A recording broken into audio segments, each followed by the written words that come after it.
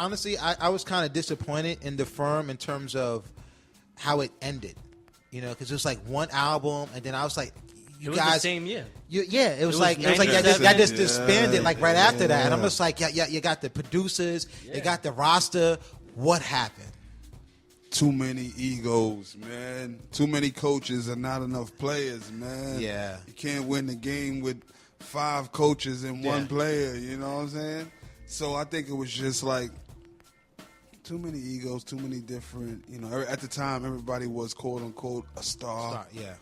And I was like, you know, I think it was people were kind of thrown off because Nas brought me there and everybody felt that they deserved to bring their people. So that's why when you listen to the album, you still hear like "Rest in Peace" $500,000 because AZ brought $500,000. Yeah, Pretty Boy because Foxy brought him there. You know what I'm saying? So it was like, all right, you know, it was a little strategy going on within the whole thing. But my goal was just to do what I do, the records that I'm on, try to blaze them, and let them know that it's not an accident why I'm here. It was crazy. You know, my story's crazy. We went from the firm to riding around with Noreaga. And jumping on one of the biggest records in hip hop, Posse. Banned From T.V. Yeah. You know what? I want to ask you about that. I heard this. Correct me if I'm wrong. The Banned From T.V. verse. Now, you heard the beat, and it was supposed to be you and Noreaga back and forth. Yep. But you heard that everybody else was on the track, and you was like, I want to rewrite my verse. Yeah. You did? Yo, I think you probably had every party I go to, every club, they would play your verse only. That's it. They play your verse and the DJ cuts it off. That was the dopest shit. I'm glad. Shout out to Nori and everybody, and it just worked out perfect for me to start the record off. So that the world could hear it, no matter what you club, what club you went to. You know what I'm saying? So I'm just a fan of the music. So when I heard that Legends was on the joint, when I heard that the Heavy Hitters was on the joint, I'm like, come on, man. Let me, now, was this before your record deal? Yeah. Wow. This was before everything. Wow. You know what I'm saying? I came from doing the firm.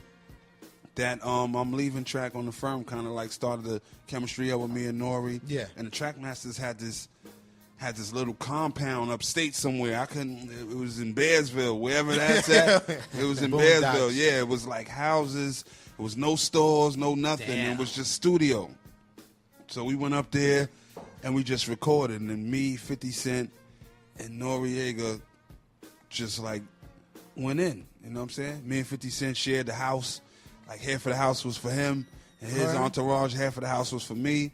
And all we could do is really go to the studio and just order food and chill and talk and bond. Like, nowadays dudes don't have that, it's so much camaraderie. It's crazy. But like these dudes was my friends. Yeah. You know what I'm saying? Yeah.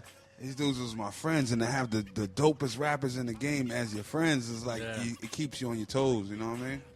Yeah, definitely, man. And like that's one of I like that verse a lot. Regardless of snow, and the thing is, you played it, off your name, Nature. Regardless of when I heard the snow. beat, man, I ain't gonna lie. When I heard the beat, it spoke to me.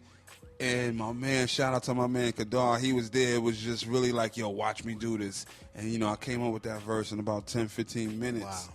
And I was just trying to just show him like, yo, man, this is how you rhyme on the beat like this. You know what I mean? Yeah. So when I was rapping back then, I was just trying to, I wanted to give the streets, I always wanted to give the streets something that they could embrace. But I think I take pride in being one of the first rappers to like incorporate the sports and the joints. I was just about to get to that. Like dudes act like they didn't have no TV when I was rapping. So I was like, yo.